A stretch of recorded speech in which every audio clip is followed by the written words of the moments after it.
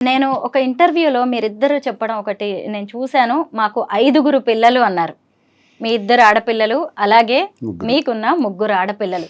ఎలాగా ఇంత అంటే ఓన్లీ స్టేట్మెంట్‌కి అది పరిమితం చేస్తున్నారా? లేదంటే ప్రాక్టికల్‌గా కూడా బాధ్యతగా ఉంటున్నారా మీరు? ప్రాక్టికల్‌గా ఉండాలి కదా. స్టేట్మెంట్ కి పరిమితం చేయడానికి మేమేం చిన్న పిల్లలం కాదు. అలాంటి స్టేట్మెంట్ ఇవ్వాల్సిన అవసరం కూడా మాకు లేదు.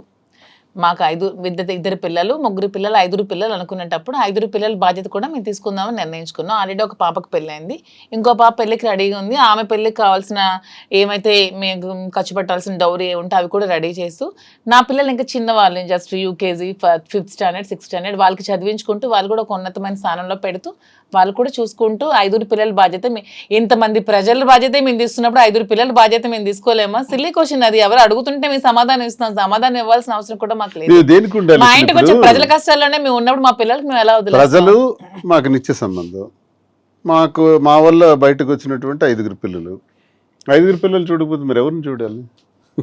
కామన్, చిన్న విషయం. అది చూడాలి, తప్పదు. అది మా ధర్మం, మా బాధ్యత. యాజ్ ఏ పేరెంట్స్ గా పిల్లల బాధ్యత అందరికీ పేరెంట్స్ తీసుకోవాలి. వాళ్ళ తలరాతలు మనం కల్లే, వాళ్ళు ఏమవుతారో అది ఏమనే తర్వాత అది దైవాధీనం. కానీ వాళ్ళ బాధ్యత మనం అయితే తీసుకోవాలి.